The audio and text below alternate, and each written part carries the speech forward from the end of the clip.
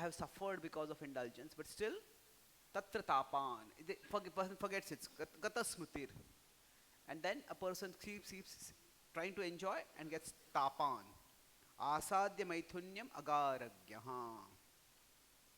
The person ends up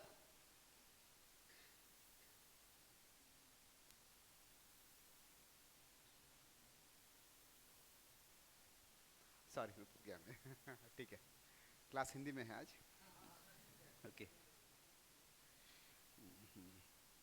तो किस तरह से हम वास्तव में, भले ही हमें अनुभव होता है कि भौतिक भोग से दुख आता है, फिर भी वो भूल जाते हैं और एक पागल के समान व्यक्ति जो है वो भौतिक भोग में फंस जाता है। मैथुन्यम आगारमज्ञा, अगले श्लोक में इसके बारे में और बताया जाएगा। तो अभी तक हमने ये 3 पार्ट का सेमिनार था। तो पहले पार्ट में वी मेनली डिस्कस्ड अबाउट कैसे ये जो जगत होता है, इस जगत में जब सब लोग चाहते हैं कि दुख से मुक्ति हो, पर कुछ लोग सोचते हैं कि मैं और भोग करूंगा, I will free for material desires, जितना मैं आज़ादी प्राप्त करूंगा उतना ज़्यादा भोग कर पाऊंगा। कुछ लोग सोचते हैं कि मैं फ्री फ्रॉम मटीरियल डिजायर्स। तो ऐसे ये केवल पाश्चात्य और भारतीय में नहीं है, ये एक तरह से कह सकते हैं हम कि यह कर्मकांड में भी ये होता है कि हम और सुविधा प्राप्त करना चाहते हैं भोग के लिए। फिर कल के हम देखा कल के प्रवचन में कैसे कर्म काम करते हैं कि कभी कभी कोई व्यक्ति कार्य कर रहा है पर वो बुरा कार्य कर रहा है, पर उसको कुछ बुरा फल मिलता ही नहीं है, क्योंकि क्या है, उसका पूर्व कर्म अच्छा है। तो पूर्व कर्म से कुछ हद तक उसको बफर मिल जाता है। तो सबसे बुरा कॉम्बिनेशन क्या है, हमने देखा कि bad Karma in the present and good Karma in the past. तो अभी उस समय हम खास करके देख रहे थे कि अच्छा ये बार बार आ रहा है जा रहा है, okay, let's get it from here. Support है उसको, इंटरेस्टिंग, मिनिमम कर दो उसको, मिनिमम है, ठीक है चलेगा, thank you. Let's see if it stage now, okay good. तो भी आज के प्रवचन में खास करके हम कर्म और भक्ति कैसे होती है और कैसे वास्तव में जब व्यक्ति को विरक्ति आती है तो क्या होता है उसमें। भी जो थियोलॉजी होती है, थियोलॉजी मतलब the study of God, theos is God, theology, उसमें एक सवाल हर जगह पे आता है कि why do bad things happen to good people. तो यह पाश्चात्य देशों में इस पे बहुत विचार किया गया है, इसको प्रॉब्लम ऑफ इविल कहते हैं। पर इसमें क्या है, वैदिक शास्त्रों में एक तरह से ये ऐसे समझा गया है कि जगत ही दुखों से भरा हुआ है। तो इसीलिए सवाल अच्छे लोगों के साथ बुरा क्यों होता है, ये सवाल पे है, उसका उल्लेख है। युधिष्ठिर महाराज पूछते हैं जब जंगल में गए, वनवास में होते हैं, तो जो हुआ कैसे हुआ, क्यों हुआ। पर उनका सवाल जो है वो it's a common human question but it is not a very common वैदिक क्वेश्चन। वैदिक शास्त्रों में खास क्या सवाल क्या है कि अच्छे लोगों के साथ बुरा क्यों होता है, यह सवाल नहीं है। प्रधान सवाल क्या है कि जो आत्मा, जो सोल है, वो स्पिरिचुअल है, वह इस मटीरियल वर्ल्ड में क्यों बाउंड है। क्योंकि क्या है, कभी कोई अच्छा भी होगा तो अच्छा भी क्षणिक ही है, और बुरा है तो ठीक है, बुरा है, पर फिर भी क्या है, वह भी ज़्यादा समय के लिए रहने वाला नहीं है। तो अ मोर फंडामेंटल क्वेश्चन है कि why is the eternal soul bound in the material world. और फिर उसके बारे में अद्वैतवाद, द्वैतवाद, इसके बारे में क्यों ये हुआ है, उसके बारे में ज़्यादा कोई विस्तृत वर्णन नहीं होता है, पर उसको कैसे छुड़ाना है, कैसे मुक्ति प्राप्त करनी है, उस पर ज़्यादा वर्णन होता है। क्योंकि क्या है, जो ओरिजिन है, ओरिजिन शुरुआत कैसे हुई है, यह every philosophy in the world stumbles and falls over there. कोई भी तत्वज्ञान जो है इस जो विश्व में, अलग अलग तत्वज्ञान है कि शुरुआत में क्या हुआ, शुरुआत कैसे हुई। बिग बैंग थियरी को हम पूछेंगे तो वो कहेगा कि बिग बैंग कहाँ से आया, बिग बैंग क्या, कोई सिंगुलैरिटी कहाँ से आई। अद्वैतवाद को पूछेंगे तो अगर ब्रह्मन ही सब कुछ है तो फिर माया आया ही कहाँ से। क्रिश्चियन को पूछेंगे तो अगर वो एडम और ईव फॉरेस्ट में, ईव गार्डन ईडन में थे, तो वहाँ पे वो ऐसा एप्पल था ही क्यों जो फॉरबिडन हो। और फिर वो अगर वो ईडन ऐसी जगह है जिसमें सब कुछ अच्छा ही है, तो ऐसा चीज़ जिसमें बुरा प्रलोभन हो सकता है, ऐसे हुआ ही क्यों। और उस तरह से अभी कुछ वैष्णव ग्रुप ये बोलते हैं कि जीव हमेशा यहाँ पे होता है। तो सवाल आता है, जीव हमेशा ऐसे है तो क्या भगवान भेदभाव करते हैं? अगर जीव वहाँ से गिरा है तो फिर वहाँ से गिरा कैसे? तो जो ओरिजिन का सवाल है, neither scripturally nor logically there is a satisfactory answer to this. Now of course, when you use the word satisfactory, it depends on what you mean by satisfactory. कोई आंसर ऐसे होगा जो मुझे सेटिस्फाई करेगा पर आपको सेटिस्फाई नहीं करेगा, कोई आंसर होगा किसी और को सेटिस्फाई करेगा पर इस व्यक्ति को सेटिस्फाई नहीं करेगा। तो जो अगर हम क्लियर स्क्रिप्चुरल एविडेंस या क्लियर लॉजिकल एविडेंस अगर हम लेते हैं, लॉजिक मतलब लॉजिक का थ्रेड ऑफ लॉजिक है, तो यहाँ पे this is where we all need some intellectual humility. Intellectual humility मतलब क्या है कि इसको अलग अलग तरह से बोल सकते हैं कि there is what I know, जो मैं जानता हूँ, व्हाट आई डोंट नो। ये दो कैटेगरीज है, पर ये दो कैटेगरी सफिशिएंट नहीं है। What I know, what I don't know, and what I don't know that I don't know. मुझे ये पता भी नहीं कि मुझे पता नहीं है। Now this could actually be in this category in the sense मुझे लगता है इसका जवाब मुझे पता है, पर मुझे पता चलता है कि पता ही नहीं है। What I don't know, I don't know. अभी हम एक तरह से देखेंगे खुद के बारे में भी हम कितना जानते हैं। Each one of us is to some extent a mystery to ourselves. हम कभी ऐसा कुछ बोलते हैं, ऐसा कुछ करते हैं, और कुछ होता है तो ऐसा याद आता है, कोई जैसे कुछ भावनाएं आती है, कहाँ से आ गई, ये कौन है। कोई व्यक्ति होता है अचानक परिवर्तित हो जाता है, फिर बोलता है कि एक प्रकार का बर्ताव करता है, अचानक दूसरा अलग प्रकार का बर्ताव करने लगता है। तो कहते हैं, तो लोग कहते हैं कि आखिर you know, who are you? What have you done to my friend? This is a very different person from whom I knew. कि तुम कौन हो? ये तो मेरा जो मित्र जानता हूँ वो नहीं है, कोई अलग ही व्यक्ति है।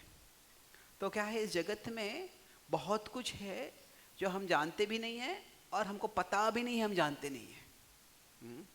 और now I'm not saying these are like 4 distinct categories, but एक और कैटेगरीज में है what I know I can't know। कि अभी अगर हम नम्रता मानते हैं, तो नम्रता को स्वीकार करते हैं, तो ऐसी बहुत सी चीज़ें हैं जो हम पता ही नहीं हमें, हम शायद इतने सीमित है कि इसको पता करना बड़ा मुश्किल है।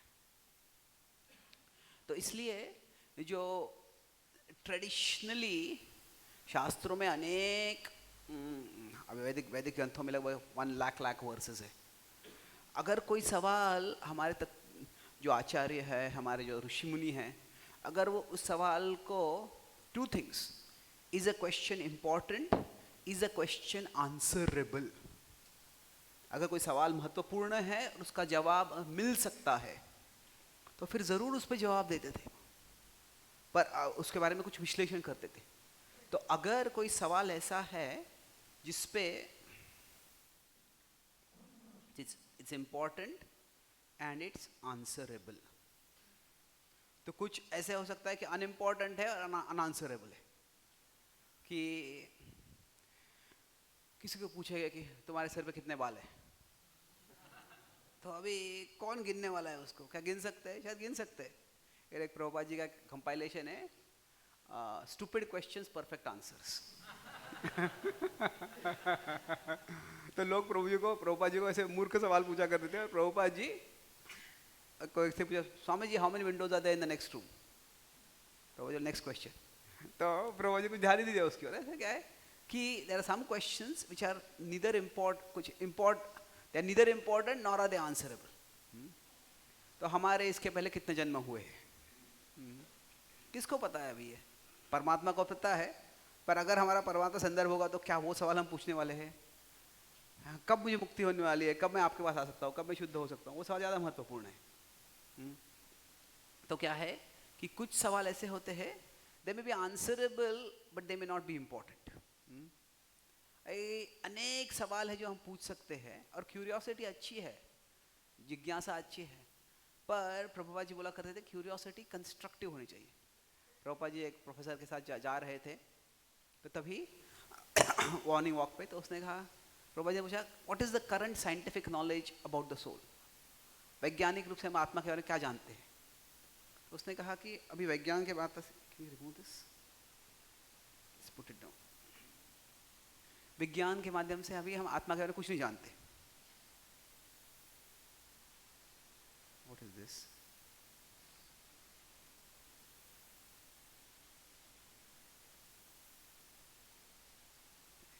I don't know something about this phone. इसके बारे में मुझे कुछ पता नहीं शायद। ओके, सो एनीवे, तो उन्होंने कहा कि मुझे आध्यात्म के बारे में, आध्यात्मिक ज्ञान आत्मा के बारे में कुछ भी नहीं है। तो then there is no scientific knowledge, कुछ वैज्ञानिक ज्ञान है ही नहीं। तो नहीं स्वामी जी, वैज्ञानिक ज्ञान ये अलग कैटेगरी का ज्ञान होता है। हम आत्मा के बारे में हम आध्यात्मिक चीज़ों के बारे में सोचते हैं, भौतिक चीज़ों के बारे में देखते हैं। वही गार्डन में एक पार्क में चल रहे थे, अभी हमारे पास 2 बड़े किताब है जो बताते हैं कि ये घास कैसे उगता है। तो प्रभा जी, तुम्हारे किताबों के बिना भी वो घास उग रहा था। तो फिर प्रभा वो बोले कि पर अगर भगवान नहीं चाहते कि हम ये घास को स्टडी करें, तो भगवान ने घास क्यों रखा है हमारे सामने? प्रभुपाद जी ने कहा, मेरा पॉइंट ये है कि जो भगवान ने घास रखा है उसके ऊपर आप बड़े बड़े किताबें लिखते हो, पर जो भगवान ने घास रखा है उसके बारे में आप पढ़ते भी नहीं हो। तो क्या है कि knowledge is about what is important. अनेक सवाल हम कर सकते हैं। तो there are some questions which are important and answerable. Some questions will be important but not answerable. तो not answerable मतलब क्या है कि कई बार ऐसे सवाल होते हैं जिसका जवाब सबको सेटिस्फाई करेगा, ऐसे नहीं होता है। So at such times क्या होता है, ऐसे सवाल जो होते हैं, they are like a banana peel. बनाना पील मतलब क्या होता है? उस पर आप पैर रखोगे फिसल जाओगे। तो ये जो होता है, कई सवाल ऐसे होते हैं, they are intellectual banana peels. एक आपकी बुद्धि उस पर रख दोगे, बुद्धि फिसल जाएगी। तो इसलिए ये हर ट्रेडिशन में होता है कि अभी हमारे शास्त्रों में कुछ चीज़ें अचिंत्य बताई गई है, जो अद्वैतवादी कहते हैं उसको अनिर्वचनीय कहते हैं। इसमें थोड़ा फर्क है अचिंत्य और अनिर्वचनीय में। बट हर ट्रेडिशन में ऐसे होता है कि कुछ सवाल ऐसे होते हैं जिनके जो जवाब है वो सबके लिए सेटिस्फैक्टरी जवाब नहीं मिलने वाला है। So we learn to accept it and move on. ठीक है, जो यहाँ तक समझाऊँ इसको, ये सवाल का जवाब I am satisfied with it, somebody else may not be satisfied with it. But the more important question, जैसे कि we all have a finite life span, सबका जीवन सीमित है। जब मैं एक बार बीमार था, कई महीनों से बीमार था, तो डॉक्टर डायग्नोस ही नहीं कर पा रहे थे। फिर बाद में कुछ बड़े टेस्ट किए और फिर वो डॉक्टर ने डायग्नोसिस लिखा PUO। तो मुझे PUO क्या पता है, मैं सोचता मेरा बायोलॉजिकल मेडिकल नॉलेज था काफ़ी, क्योंकि मैं काफ़ी समय से बीमार था। तो मैं देख रहा था, ये बोला वो डायग्नोसिस क्या है, वो डायग्नोसिस नहीं आया है। ठीक है, तो फिर वो मैंने देखा कुछ लिखा है रिपोर्ट में PUO। वो PUO का मतलब है पायरोक्सिया ऑफ अननोन ऑरिजिन। पायरोक्सिया मतलब बीमारी क्या है, बुखार है, और बुखार क्यों हुआ ये पता नहीं है। तो वो तो मुझे भी पता है, मुझे बुखार है। तो क्या होता है, कई बार जब ऐसे होता है कि डॉक्टर भी ऐसे होते हैं मेडिकल फील्ड में कि ये बीमारी क्यों हुई ये पता नहीं है, अभी ये बीमारी हुई है, अभी इसको हमें ट्रीटमेंट करना चाहिए। तो जो दो क्वेश्चंस है, व्हाई और हाउ, तो दोनों इंपॉर्टेंट है एक तरह से। बट इंपॉर्टेंट क्या है कि द व्हाई और how questions we can ask about the problem और we can ask about the solution. तो मेरे एक मित्र है कैलिफोर्निया में है, वो फॉरेस्ट फायर फाइटर है। कैलिफोर्निया में बहुत बड़े बड़े फायर्स हो जाते हैं, वहाँ पे बहुत प्रॉब्लम आता है क्योंकि वो it is a very pleasant atmosphere, पर गर्मी बहुत होती है कभी कभी, और जो फायर चालू हो जाते हैं तो बोलते सबसे पहले जब फायर होता है तो हम जानकारी प्राप्त करना चाहते हैं, कैसे ये फायर क्यों हुआ, क्या किसी ने ये आर्सन है, किसी जानबूझ के फायर लगाया है, जानबूझ के किया है तो क्या यूज़ किया उन्होंने, कौन सा फ्यूल यूज़ किया है तो कौन सा फ्यूल यूज़ किया है, अगर नेचुरली हो गया है तो नेचुरली कैसे हो गया, क्या इलेक्ट्रिकल स्पार्किंग हुआ है या ये निसर्ग से ही हो गया है, कि that helps us to decide, हम उसे मतलब थे कैसे पता चले कैसे इस फायर को हमें फाइट करना है। पर कई बार ऐसे होता है वो जानकारी होती ही नहीं है, तो जब वो जानकारी नहीं होती है तो क्या करना होता है, जितनी जानकारी है उसके साथ ही हमको फायर फाइट करना पड़ता है। अगर यहाँ पे मान लीजिए फायर है बढ़ गया है, तो अभी वहाँ पे सिविलियंस रह रहे हैं, तो हमको वहाँ पे फायर नहीं जाने देता, पहले इधर अटैक करते हैं इसको। तो क्या है, दो चीज़ें हैं when we want to make sense, तो मेक सेंस ऑफ लाइफ और मेक सेंस इन लाइफ। तो make sense of the fire, ये फायर क्यों आया ये समझने का प्रयास करो। पर कभी कभी हम समझ नहीं पाते फायर क्यों आया है, तो क्योंकि मुझे पता नहीं फायर क्यों आया इसलिए मैं फायर फाइटिंग नहीं करूंगा, कोई ऐसा नहीं कह सकता है। ठीक है, जो जानकारी है उसके साथ आप कार्य करो। तो if we can make sense of life that is good, but if we can't we need to still make sense in life. जो हम कहते हैं संसार दावानल निधलोक, संसार दावानल क्यों बताया जा रहा है यहाँ पे, कि ये संसार में दुख कहाँ से आता है यह जानना बहुत मुश्किल होता है। जो परीक्षित महाराज पूछते हैं गाय धर्म से, जो गाय धर्म और भूमि से जो बैल और गाय के रूप में है, कि तुम्हें दुख क्यों हो रहा है, तुम्हारे दुख का कारण क्या है, तो वहाँ पे बताते हैं वाक्य भेद विमोहिता, कि अलग अलग तत्व ज्ञान है, अलग अलग चीज़ बताते हैं, और उनमें से कौन सा सही है निष्कर्ष मैं निकाल नहीं पा रहा हूँ। इसीलिए इस जगत में दुख का कारण क्या है यह समझना बड़ा मुश्किल होता है। तो धर्म जो है वह तो विद्वान है, वह ये बोल रहे हैं कि हमें पता नहीं है ये, तो इस जगत में दुख क्यों होता है, it's a very broad question, और इसके अलग अलग कारण हो सकते हैं, पर एग्जैक्ट कारण क्या है यह समझ। हरे कृष्णा, यह आसान से डिस्चार्ज अगेन। हरे कृष्णा, ये माइक को समझना आसान नहीं है। ओके, तो अभी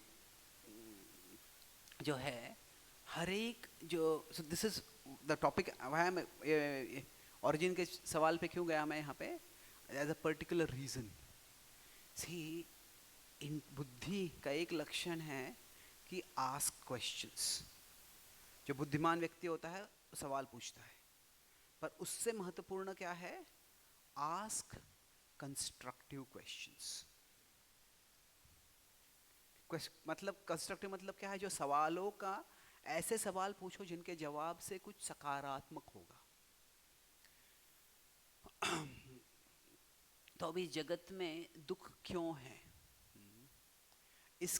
इसके बारे में जब देखना है हमें, तो अलग अलग लोग होते हैं, सबका अपना फेवरेट एक्सप्लेनेशन होता है।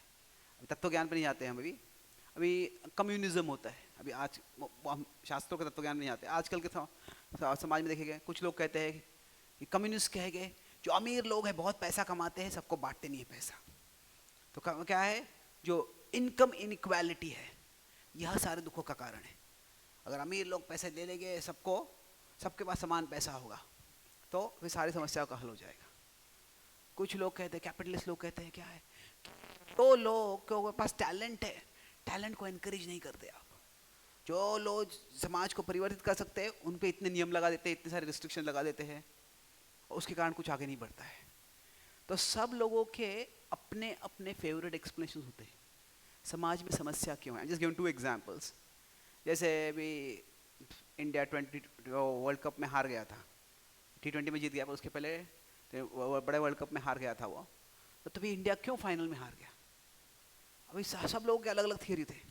अरे ये बैट्समैन अच्छा नहीं खेला, ये बॉलर ने अच्छे बॉलिंग नहीं किया, उसने वो कैच ड्रॉप कर दिया, अरे इन्हें इसको सिलेक्ट ही नहीं किया उन्होंने, इसको पहले भेजा बैटिंग के लिए, उसको बाद में भेजा। अभी क्या होता है कि हाँ, we can try to make sense but it is difficult, there are many factors are involve, और अनेक कारण हो सकते हैं। एक इसको कहते हैं इंग्लिश में, I think I mention this earlier, एक मूलिक न्याय। ये इंग्लिश वर्ड है नहीं, इंग्लिश में है, इसको कहते हैं single factor logic. Single factor logic मतलब क्या कि जब भी कोई चीज होती है उसका एक ही कारण देखना, ये क्यों हुआ, इसके कारण ही हुआ। अभी जैसे पाकिस्तान है, अभी पाकिस्तान को कई लोग कहते हैं फेल्ड स्टेट है। वो फेल्ड स्टेट क्यों कहते हैं? कि उसका इकोनॉमी बहुत ब्रिटल है, उसमें बहुत सारे डिसेंशन, इंटरनल प्रॉब्लम्स है। पाकिस्तान का अभी तक एक भी गवर्नमेंट है जब से उनका आज़ादी हुई 1947 से, not even one government has completed it's full term, और ये डेमोक्रेसी की हिस्ट्री में एक रिकॉर्ड है तो पर क्या है, पाकिस्तान का अभी कई जगह पे वो एक सिंगल फैक्टर लॉजिक है। सारी पाकिस्तान की समस्या है, वो कहते हैं भारत के कारण है, भारत ने ये किया, भारत ने ये किया, भारत ने किया, भारत ने किया। तो क्या भारत ने कुछ किया है? हो सकता है कुछ किया है, बट क्या है कि वो जब हम सिंगल फैक्टर लॉजिक लेते हैं तो क्या होता है कि ठीक है इसको पूरा ब्लेम कर दो, पर एक्चुअली कुछ कंस्ट्रक्टिव होता नहीं है इससे। तो तत्व ज्ञान में भी ऐसा ही होता है कि कभी कभी फिलॉसफी कॉम्प्लेक्स होती है, और क्या होता है, कॉम्प्लेक्सिटी को समझने के लिए 2 चीजें लगते हैं, बुद्धि लगती है और फिर पेशेंस लगता है। पर कॉम्प्लेक्सिटी जो भी है उसको सिंपली बोला, ये इसके कारण हुआ, ये उसके कारण हुआ। तो इस जगत में दुख क्यों है?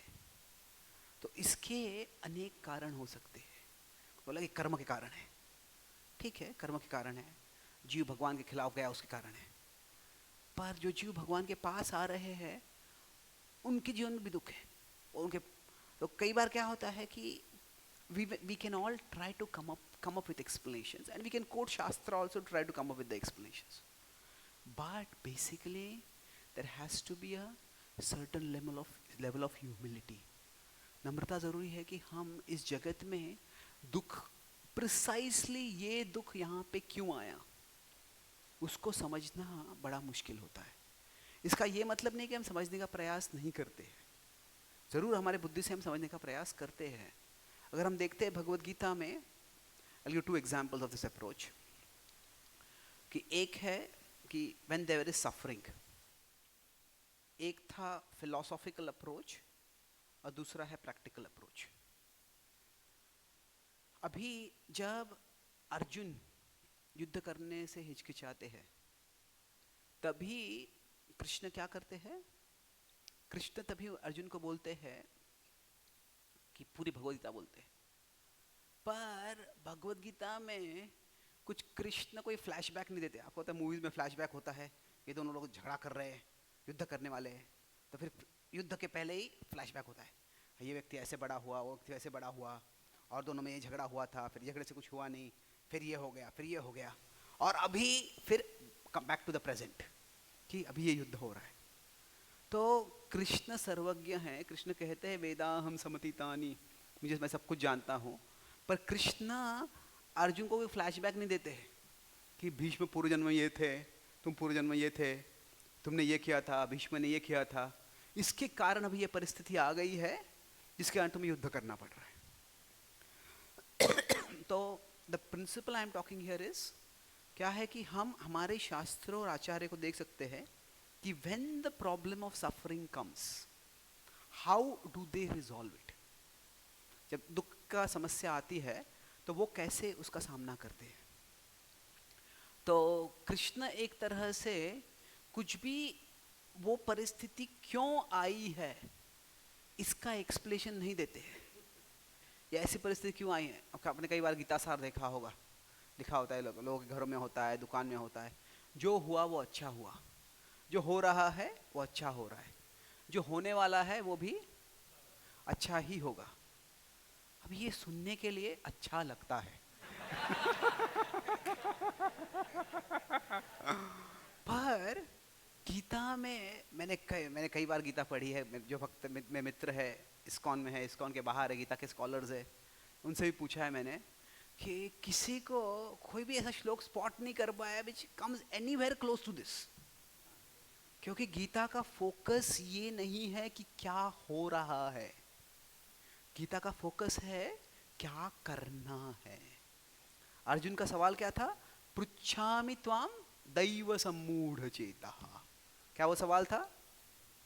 ये दैव से ऐसे क्या होता है, ये दैव क्या है, क्यों होता है? वो सवाल नहीं था अर्जुन का। अर्जुन का सवाल क्या है? पृच्छामि त्वाम धर्म सम्मूढ़ चेतः।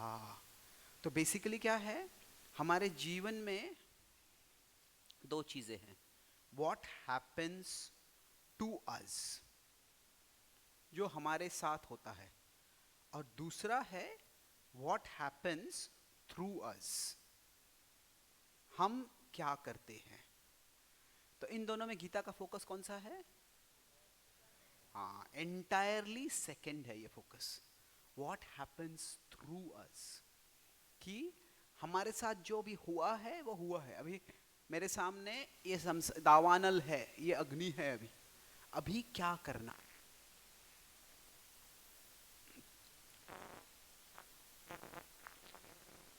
हरे, do we have the other mic? You better get that only. We'll skip this. I can't blame anyone. ये मेरा ही माइक है, मैंने सजेस्ट किया था कि यूज़ करें ये। कि कई बार लोगों ने बताया था मुझे कि जब मैं नीचे देखता हूँ और लिखता हूँ तो फिर क्या होता है, इस माइक से आवाज़ चला जाता है। तो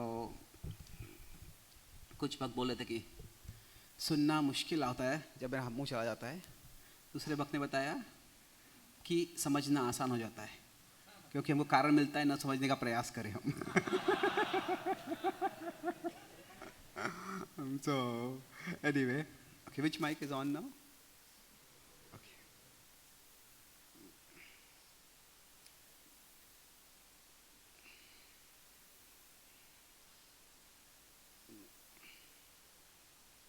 ऐसे लगता है दो गार्लैंड है, एक फ्लावर्स का, एक इलेक्ट्रॉनिक वायर्स का है। Okay. So तो अभी यहाँ पर जो हो रहा है वो क्या है कि जो हमारे साथ हो रहा है वह अभी हमें सामना करना है।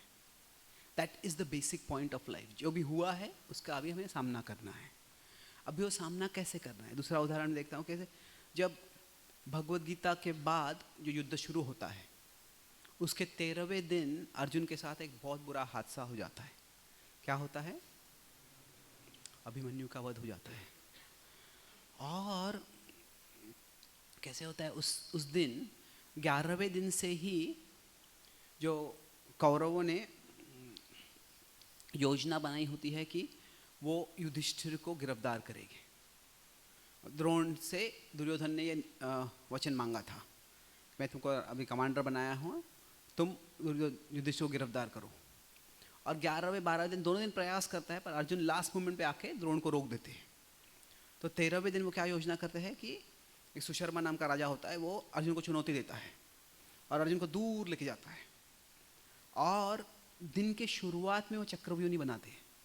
दिन के शुरुआत में जब अर्जुन वहाँ पे होता है तो एक साधारण योद्धाओं की रचना होती है, पर जब अर्जुन दूर चले जाता है तो तुरंत वो अपनी रचना को रीअरेंज करके चक्रव्यूह बना देते हैं। अगर अर्जुन ने पहले चक्रव्यूह देखा होता तो अर्जुन कभी छोड़ के नहीं जाते वहाँ पे। अभी अर्जुन दूर चले गए, फिर चक्रव्यूह बन गया है, और फिर चक्रव्यूह में कोई तोड़ नहीं सकता है, इसलिए अभिमन्यु जाते हैं अंदर। और जब अभिमन्यु जाते हैं अंदर तो फिर वो जयद्रथ उनको रोक देता है, जो पांडव उसके पीछे जाने वाले रहते हैं, और अभिमन्यु फंस जाता है। बहुत युद्ध करता है, ऐसा युद्ध करता है कि ये द्रोण कहते हैं कि ये अभिमन्यु मुझे नहीं दिख रहा है, अभिमन्यु मुझे अर्जुन ही दिख रहा है, ये अर्जुन के समान युद्ध करते हैं वो। और अंत में 6 योद्धा साथ में आक्रमण करके अभिमन्यु का वध कर देते हैं। उस शाम को जब अर्जुन वापस आते हैं तो साधारणतया जो वॉरियर्स, जो योद्धा वापस आते हैं तो उनको वेलकम करने के लिए कुछ विजय घोष होता है, सेलिब्रेटरी म्यूजिक हुआ करता है, रोज होता है। पर इस दिन जब अर्जुन आते हैं तो इट्स टोटल सोम्बर साइलेंस, कुछ भी आवाज़ नहीं है। और जब हम कहीं बाहर से वापस आते हैं तो क्या हम लोगों से मिलते हैं, we nod our head, smile करते हैं। पर इस दिन जब अर्जुन वापस आते हैं तो कोई भी अर्जुन से आंख नहीं मिला रहा होता है, वो सैनिक हो, योद्धा हो, कोई भी हो। तो अर्जुन को संशय होने लगता है कि आज तो कुछ बहुत बुरा हुआ है। और जब अर्जुन विचार कर रहे होते क्या हुआ हो सकता है, तो तभी उनको अचानक याद आता है, अभी अर्जुन युद्ध में बहुत बिजी थे, उनको याद आता किसी ने चीखा था, somebody had screamed, कौरवों ने चक्रव्यूह बनाया है। तो अभी अर्जुन इतना बिजी थे युद्ध करने में कि उन्होंने कुछ देखा ही नहीं, तभी उन्हें कुछ सोचा ही नहीं। जो उनके सामने आक्रमण कर रहे थे उनसे चेतावनी देते होते, अगर सही में चक्रव्यूह अगर बनाया होगा तो कोई मुझे बुला लेगा। तो क्या सही में चक्रव्यूह बनाया था? अगर चक्रव्यूह बनाया होगा तो कौन, तो क्या हुआ फिर? क्या युधिष्ठिर गिरफ्तार हो गए? ये तो कभी हो, अगर वो नौबत आती तो अभिमन्यु जरूर रोकते, पर अभिमन्यु को पता नहीं है बाहर कैसे आना है। तो फिर there's a pit in his stomach ना, अर्जुन को बहुत चिंता होने लगती है। और जैसे ही वो अपने पंडाल तक पहुंचते हैं, अंदर आते हैं, तो सारे योद्धाओं का अपना अपना आसन होता है। तो अंदर आते पहले उनकी नज़र युधिष्ठिर को जाती है, युधिष्ठिर है, तुरंत उनकी उधर अभिमन्यु को जाती है, अभिमन्यु का आसन खाली है। और अर्जुन जो दिख रहा है उसको स्वीकार करने के लिए उनका मन तैयार नहीं होता है। पुनः वो युधिष्ठिर की ओर देखते हैं और ये देखते कि युधिष्ठिर की आंखों से आंसू आ रहे, बड़े मायूस है वो। और तभी अर्जुन गिर जाते हैं और वो अभिमन्यु अभिमन्यु अभिमन्यु कह के रोने लगते हैं। तभी युधिष्ठिर आते हैं और फिर युधिष्ठिर बताते हैं वो क्या हुआ, कैसे हुआ। और धीरे धीरे अर्जुन का जो दुख होता है वो क्रोध में परिवर्तित होता है और वो युधिष्ठिर की ओर मुड़ते, भीम की ओर मुड़ते, क्या तुम्हारे सारे जो शस्त्र है क्या केवल एक ऑर्नामेंट्स है, क्या केवल आभूषण है? क्या तुम में से कोई एक भी मेरे बेटे को नहीं बचा पाया? लानत है तुम पर। तो जब इस तरह से वो क्रोधित होते हैं तो भीम और युधिष्ठिर के चेहरे पे से लगता है कि मान ले किसी ने चाबुक मारा है, बहुत दर्द होता है उनको। तो फिर तभी कृष्ण अर्जुन के पास आते हैं एंड कृष्ण अर्जुन को एक साइड हक में पुल करते हैं और कृष्ण अर्जुन से कहते हैं, हे पार्थ, इस जगत में बुरा सबके साथ होता है, बुद्धिमान हो मूर्ख व्यक्ति हो, विपत्तियां सबके जीवन में आते हैं। पर जो बुद्धिमान और मूर्ख व्यक्ति में फ़र्क ये होता है कि जब विपत्तियां आती है तो मूर्ख व्यक्ति ऐसा कार्य करते हैं जिससे विपत्ति और दुख बढ़ जाता है, और बुद्धिमान व्यक्ति ऐसा कार्य करता है जिससे दुख कम होता है। अपने भाइयों के चेहरों की ओर देखो तुम, जैसे अभिमन्यु के हादसे से जो तुम्हें दुख हुआ है वैसे उनको भी दुख हुआ है। कृपया ऐसे वचन मत बोलो जिससे कि उनका दुख और बढ़ जाएगा। तो यहाँ पे मैं बता, आई से यू 2 एग्जाम्पल्स। फिलॉसफी क्या था? Krishna in the Gita. कृष्णा यहाँ पे कुछ पास्ट की ओर नहीं जाते हैं कि इसने ये किया, इसने वो किया, और प्रैक्टिकल भी यहाँ पे कृष्ण वापस कुछ कहानी नहीं बताते हैं कि अरे अभिमन्यु ये था पिछले जन्म में, इसने ये किया था और इसने वो किया था, क्या अभिमन्यु का क्या कर्म था उसके कारण ये हो गया। अभी कहते कि जो अभी ये हुआ है, अभी हमें क्या करना है? अभी हमें ये कार्य नहीं करना है जिससे कि दुख और बढ़ जाए। तो अगर हम सेवा भाव कहते हैं, सेवा भाव के अलग अलग अर्थ हो सकते हैं, पर भगवान भगवता में बताते हैं उनका गुण क्या है? सुहृदम सर्वभूतानाम। और वो कहते हैं उनके भक्तों का गुण क्या है? अद्वेष्टा सर्वभूतानाम मैत्रः करुण एव च।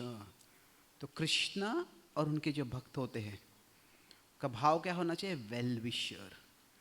मतलब क्या कि अगर ये परिस्थिति अभी आ गई है तो इसका सामना मैं कैसे करूं? जो इस परिस्थिति में अभी हूं मैं, इसके बारे में कुछ नहीं कर सकता, कुछ नहीं कर सकता। मतलब ये परिस्थिति आ गई है, वो तो उसको स्वीकार करना पड़ेगा मुझे, पर उसके बाद में मुझे क्या करना है? तो आई टॉक अबाउट 3 थिंग्स। कैसे है कि हाउ डज भक्ति एम्पावर अस। जो अंदर अभी दुख होते हैं, एक अलग प्रकार के दुख हो सकते हैं। युधिष्ठिर महाराज को एक दुख होता है कि सारा राज्य चला गया है, पर युधिष्ठिर महाराज के और राम दोनों को वनवास में जाना पड़ता है। पर एक तरह से युधिष्ठिर महाराज की जो परिस्थिति है और बुरी होती है।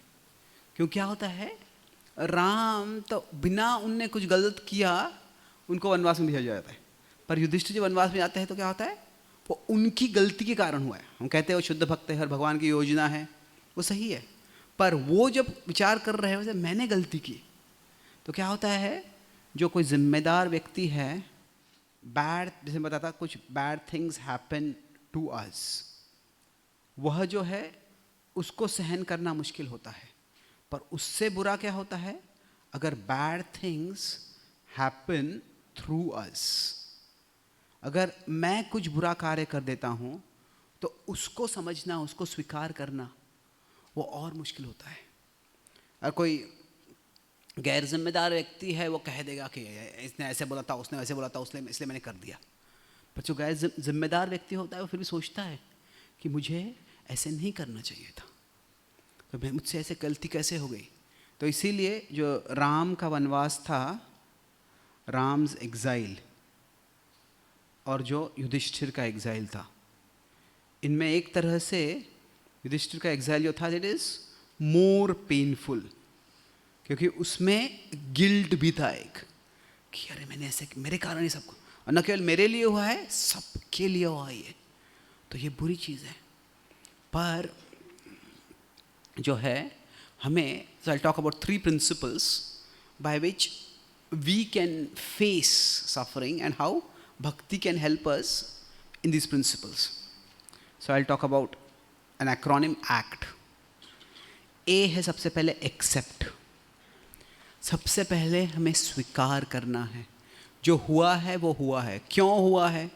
अभी प्रभुपाद जी जब अमेरिका जा रहे थे, या प्रभुपाद जी भारत में थे, इतना सारा प्रयास किया उन्होंने प्रचार करने का, उनको यश नहीं मिला था, ज़्यादा यश नहीं मिला था। तो अभी इतना प्रयास कैसे क्यों हुआ है? झांसी में उन्होंने लीग ऑफ डिवोटी चालू करने का प्रयास किया, और जिन लोगों उनको सपोर्ट कर रहे थे वही उनके खिलाफ हो गए। भी ऐसे क्यों हुआ? तो पहला पॉइंट है कि accept that suffering just occurs. कि कभी कभी हम समझ पाते हैं क्यों हुआ, कभी कभी हम नहीं समझ पाते हैं क्यों हुआ। तो ये कैसे है कि हमें जहाँ तक हो सके हमें समझने का प्रयास करना है। पर कई बार ऐसे होता है कि लोग वो स्वीकार ही नहीं करते हैं, ऐसे हुआ है, क्यों हुआ है, क्यों हुआ है, क्यों हुआ है।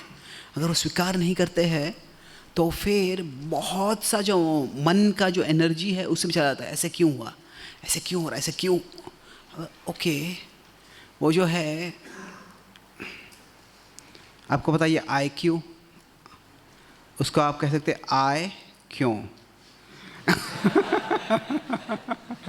तो क्या होता है, कई लोग ऐसे होते हैं जो उनका IQ हाई हो सकता है, पर अगर बार बार यही सवाल पूछ रहे हैं, आई क्यों, मेरे साथ ऐसे क्यों हुआ, क्यों हुआ, क्यों हुआ, उससे क्या होता है, उससे basically it makes one feel helpless. पहले हेल्पलेस लगता है, उसके बाद में व्यक्ति रिजेंटफुल हो जाता है, उसे घृणा आती है, नफरत आती है, और ये दोनों जो भावनाएं हैं वह सकारात्मक नहीं है। तो एक्सेप्ट, अभी जो हुआ है वो हुआ है, और क्यों हुआ है ये हम समझ सकते हैं, शायद नहीं समझ सकते हैं, बट उसके बाद में वंस वी एक्सेप्ट कि ये हो गया, कमिट। प्रभुपाद जी ने, हम प्रभुपाद जी का उदाहरण देखें, मैं अर्जुन के पास वापस जाऊंगा बाद में, पर commit to some constructive action. ऐसे अर्जुन को क्या बताया, दुख सब पे आता है। अभी अभिमन्यु का वध हो चुका है। अभी प्रभुपाद जी जब 40 साल से ज़्यादा भारत में प्रचार करने का प्रयास कर रहे थे और उनको यश नहीं मिल रहा था, तो प्रभुपाद जी अलग अलग विश्लेषण कर सकते थे। शायद प्रभुपाद जी कह सकते थे कि क्या है कि मैं इंग्लिश में प्रचार कर रहा हूँ, और अभी भी इंग्लिश में प्रचार होता है तो ज़्यादा लोग नहीं आते। 1965 में अगर इंग्लिश में प्रचार कर रहे होगे तो कितने लोग आने वाले, तो शायद मुझे इंग्लिश छोड़ के हिंदी में प्रचार करना चाहिए। या मैं बंगाल में चला जाऊँगा, बंगाल में बंगाली प्रचार करूँगा, वहाँ पे तो वैसे भी महाप्रभु के अनुयायी है, मैं वहीं पे प्रचार करूँगा। प्रभुपाद जी ऐसा सोच सकते थे। प्रभुपाद जी सोच सकते थे कि अरे मैं फ़िलॉसफी बहुत ज़्यादा बोलता हूँ, मैं थोड़ी कथा बोलने लग जाऊँगा, शायद कथा से लोग आकर्षित हो जाएंगे। कि ऐसे नहीं था कि 1965 में भारतीय लोग नास्तिक थे, धर्म काफ़ी था, पर जो प्रभुपाद जी रहते हैं एक फ़िलॉसॉफिकल स्पिरिचुअलिटी, उसके लिए ज़्यादा टेकर्स नहीं थे। तो प्रभुपाद जी सोच सकते थे कि हाँ, मेरे गुरुदेव ने बताया था कि अगर कोई आता नहीं है तो आप दीवारों का प्रचार करो। तो ठीक है, शायद यही मेरी किस्मत है, मैं जहाँ पे जाऊँगा कोई नहीं आया तो दीवारों का प्रचार करूँगा मैं ज़िंदगी भर। नहीं, प्रभुपाद जी ने क्या देखा कि ठीक है अभी यहाँ पे मुझे यश नहीं मिल रहा है, स्वीकार किया उन्हें यश नहीं मिल रहा है, पर प्रभुपाद जी ने क्या विचार किया कि मैं परदेश जाऊँगा और वहाँ पे जाके प्रचार करके भारतीयों को भारत में परदेशी लोगों को लेके आऊँगा। अभी अगर हम एक रियलिस्टिकली देखते हैं तो ये प्लान इतना फारफेच लगता है कि क्या है, पहले परदेश में जाके, प्रभुपाद जी परदेश में कभी गए नहीं है और परदेश में जाके वहाँ प्रचार करेंगे। अभी कोई कहेगा आप भारत में यशस्वी नहीं हुए, परदेश में कैसे यशस्वी होने वाले हो आप? जैसे कोई कहता है कि कोई इंडिया पाकिस्तान का क्रिकेट, इंडिया ऑस्ट्रेलिया का मैच है, इंडिया में जीत नहीं पाई है, हम ऑस्ट्रेलिया में जाके उनको हराएंगे। जो भारत में तुम नहीं कर पाए वो परदेश में कैसे कर पाओगे, कह सकते हो। और फिर उतना ही नहीं, वहाँ पे जाके उन लोगों को भक्त बना के यहाँ पे लाना। तो जो इसमें जो the courage of the ambition itself is breathtaking, कि कितना एक दिव्य महत्वाकांक्षा है ये।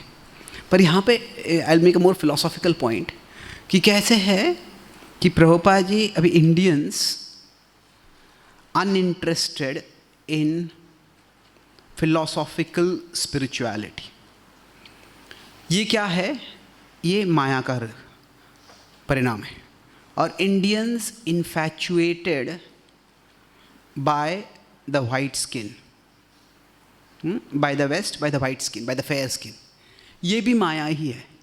तो प्रभुपाद जी क्या कर रहे हैं, वो एक माया से दूसरे माया का प्रतिकार करने का योजना बना रहे हैं कि भारत पाश्चात्य देशों के लोगों से प्रभावित, पाश्चात्य लोग भक्ति कर रहे हैं उससे प्रभावित हो जाएगा।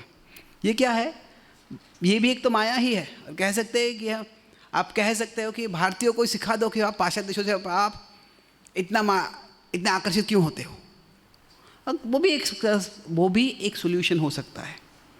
पर क्या है, प्रभुपाद जी देखा कि मुझे मेरे गुरुदेव ने क्या बताया था, the first and the last instruction, आप इंग्लिश में प्रचार करो, आप पाश्चात्य देशों में, आप विश्व भर में प्रचार करो।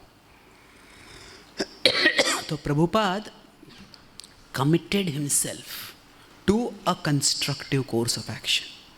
क्या होता है कि अभी जब हमारे जीवन में समस्या आती है तो ये क्यों हो गया ऐसा बोल के हम खुद को हताश कर सकते हैं, या हम क्या कर सकते हैं, ठीक है मैं ये करूँगा, commit yourself to a constructive course of action, और वो कर देंगे तो उससे हमें कुछ तो संतुष्टि होती, मैं कुछ कर रहा हूँ। अभी क्या वो यशस्वी होने वाला है? कोई भी कोर्स हो उसमें सक्सेस ये गारंटीड नहीं होता है अभी, पर जब हम प्रयास करते हैं उसी में कुछ संतुष्टि होता है हमारे लिए। तो अभी जो है एक्सेप्ट सफरिंग, भगवान बोलते हैं ताम स्थितिक्षस्व भारत, आप स्वीकार करो कि अनिवार्य है, पर commit to a constructive course of action. निमित्त मात्रम भव सव्यसाची, अभी तुम निमित्त बनो। अभी भगवान अर्जुन को बोलते हैं तुम निमित्त बनो, पर ऐसे नहीं है कि निमित्त बनना मतलब भगवान भगवद गीता के बाद जो महाभारत का युद्ध होता है उसमें भगवान अर्जुन को माइक्रो कंट्रोल कर रहे। हर तीर जब अर्जुन छोड़े उसके पीछे पैर, ये तीर मारूं मैं, ये तीर मारूं मैं, इसको मारूं तीर, नहीं ऐसे नहीं है। Arjun is his own person and Arjun खुद युद्ध कर रहे हैं। और कभी कभी कृष्ण बोलते हैं कि तुम ऐसे करो, कभी कभी अर्जुन बोलते मैं ऐसे करने वाला हूँ, कृष्ण को सपोर्ट करते हैं। तो क्या है, we need to commit ourselves. और प्रभुपाद जी जब अमेरिका जाते हैं तो बहुत कुछ ट्राई करते हैं। वो पहले वो बटलर पेंसिल्वेनिया में होते हैं, वहाँ पे जो गोपाल अग्रवाल साली अग्रवाल है उनके नेबर्स, उनके एक्वेंटेंस आते हैं। पर क्या है, उनके लिए स्वामी जी एक क्यूरियोसिटी ऑब्जेक्ट थे, वो स्पिरिचुअल टीचर नहीं थे। तो क्या था, वो अगर उस समय सोशल मीडिया का ज़माना होता, सब लोग कहते Swami ji one selfie please, तो वो प्रभुपाद जी के सेल्फी लेके चले जाते थे। तो फिर तो प्रभुपाद जी ने क्या किया, तभी वो वहाँ से निकले, न्यूयॉर्क में गए। न्यूयॉर्क से फिर वो लोअर ईस्ट साइड में गए। अभी पूरे विश्व में अमेरिका ही लगभग एक ही ऐसा देश है, मेजर देश है, जहाँ पे anybody can have the right to have weapons, proper guns. और क्या है, Prabhupada ji Lower East Side में गए, वहाँ पे कल मैं बताया था कि बुरे अच्छे, good Karma from the past and bad Karma in the present, वो नहीं, वो डेडली कॉम्बिनेशन है। तो कहा था क्या, अमेरिका का ऐसा रूल है, anybody can have guns and anybody can take drugs. और ड्रग्स और गन्स क्या है, ये तो डेडली कॉम्बिनेशन है वो। तो जो अमेरिका पहले के कॉन्स्टिट्यूशनल राइट में कोई भी गन रख सकता है। अमेरिका में कैसे रूल है उनका कि देयर बिलीफ इज कि जब हम टैक्स दे रहे हैं तो we become shareholders in the government and the government has to listen to us. और गवर्नमेंट अगर हमको हमारी बात सुनती नहीं है तो गवर्नमेंट को ओवरथ्रो करने के लिए गवर्नमेंट के पास जितने वेपन्स है उससे ज़्यादा अच्छे हमारे पास होने चाहिए। तो क्योंकि उनका भाव होता है, कल अगर गवर्नमेंट गुनहगार बन जाएगा तो गवर्नमेंट को कौन रोकेगा? कौन रोकेगा? नागरिक रोकेंगे। तो इसीलिए नागरिकों के पास गन्स होने चाहिए। पर इस विचारधारा में क्या निकल जाता है, अगर नागरिक गुनहगार बन जाएगा तो उनको कौन रोकेगा? सो एनीवे, कहने का कारण ये, मतलब ये है कि प्रभुपाद जी आते थे वहाँ पे बता रहे थे, प्रभुपाद जी बोलते Swami ji this is no place for you. वहाँ पे there are guns and there are people with drugs, और किसी को भी शूट कर दे। पर प्रभुपाद जी का करेज था, वहाँ पे गए, उन्होंने देखा कि वहाँ पे लोग रिसेप्टिव है, और वहाँ पे गए और वहाँ पे प्रचार किया। और वहाँ पे कुछ समय तक यश नहीं मिला, पर बाद में उनको वो पहले डेविड एलेंजर था, वो प्रभुपाद जी पे आक्रमण करने आ गया। उन्हें ऐसे लग रहा था उनका पहला स्टूडेंट होगा वो, और वह प्रभुपाद जी पे आक्रमण करने आ गया। पर उसके बाद में जो कीथ वार्ड और हॉवर्ड व्हीलर वो सब आ गए, और बाद में कमिटेड भक्त बन गए वो। तो क्या है कि प्रभुपाद जी, ठीक है ये दरवाज़ा बंद हो गया, ये दरवाज़ा खुल गया है, यहाँ पे ट्राई करते, यहाँ पे ट्राई करते। प्रभुपाद जी ट्राई कर रहे थे। और आखिरी जो पॉइंट है, ट्रांसेंड। Transcend duality. ड्यूअलिटी हमारे लिए, हम कहते हैं ड्यूअलिटी मतलब सुख दुख, पर खास करके यश अपयश। बट माई रियलाइजेशन इज, जो ड्यूअलिटी हमको सबसे ज़्यादा इन्फ्लुएंस करता है वो है कंपेयरिंग मेंटालिटी। मुझे अगर यश नहीं मिला तो मुझे ज़्यादा बुरा नहीं लगता है, पर मुझे यश नहीं मिला और किसी और को यश मिला तो मुझे बहुत बुरा लगता है। कहता है कि we all can be happy, हम सब सुखी रह सकते हैं, पर प्रॉब्लम है we want to be happier than others. तो transcend comparing mentality by absorption in Krishna. तो मयि एव मना धत्स्व मयि बुद्धिम निवेशय निवसिष्यसि मयि एव। भगवान ये नहीं कहते कि आप, ये जो अलग अलग श्लोक है जैसे तस्मात् सर्वेषु कालेषु, उसमें क्या भगवान बताते हैं कि तुम इस तरह से करो और तुम मेरे पास आ जाओगे भविष्य में। पर यहाँ पे 12:8 में क्या बता रहे हैं, तुम अगर ऐसा करोगे, मयि एव मना धत्स्व मयि बुद्धिम निवेशय निवसिष्यसि मयि एव, तुम अभी ही मुझ में निवास कर रहे हो, तुम ऑलरेडी मेरे साथ हो। तो अभी क्या है, हम भक्ति में भी सेवा कर रहे हैं, हम प्रयास कर रहे हैं, पर इसका मतलब ये नहीं है कि हमको हर चीज़ में यश मिलेगा। चाहे वो बाहर से कोई हम सेवा कर रहे हैं उसमें यश मिल रहा है, अंदर से हम कुछ अनर्थों से युद्ध कर रहे हैं उनमें यश मिलेगा। अभी ऐसे कोई इसकी वी कांट हैव गारंटी। पर जो भी हो रहा है we can still try to absorb ourselves in Krishna. So अभी प्रभुपाद जी की महानता एक तरह से ये है कि वो आखिरी 10-11 सालों में इतना सारा यश मिला उनको कि 108 मंदिर बने, 70 ग्रंथ लिखे, and that is definitely Prabhupada's greatness. But recently मैं लीलामृत पढ़ रहा था, this struck me and this really, जब मैंने पढ़ा तो it brought me to tears. सोचा कि इसके पहले कभी देखा नहीं मैंने ऐसे ही, कि अभी सारे मंदिरों में से एक मंदिर के लिए प्रभुपाद जी ने सबसे ज़्यादा प्रयास किया. कौन सा मंदिर था वो? जुहू मंदिर. और प्रभुपाद जी ने प्रैक्टिकली युद्ध किया था एक तरह से उसके लिए. और वो जो मंदिर था वो इनॉग्रेशन के बहुत पास आ गए थे प्रभुपाद जी. प्रभुपाद जी नवंबर में गुजर गए 70, वो भगवत धाम चले गए 77 में, और जो जैन में ही वो मंदिर इनॉग्रेट हो गया. इज इट जैन और फेब बेसिकली. तो 2 महीने थे. अभी प्रभुपाद जी कृष्ण से कह सकते थे, कृष्ण मुझे ये, मैंने आपके लिए सेवा की है, मुझे ये मंदिर का उद्घाटन देखने दो, फिर मैं आ जाऊंगा आपके पास, फिर मैं जाऊंगा. पर जब आखिरी दिन थे, प्रभुपाद जी को कई लोगों ने पूछा, पर एक का रिकॉर्ड हमारे पास है, पर मैंने गिरिराज महाराज से, हरिशौरी से, प्रभु से पूछा है. कई लोगों ने प्रभुपाद जी से पूछा था, स्वामी जी आपकी कोई आखिरी इच्छा है? प्रभुपाद जी ने क्या कहा?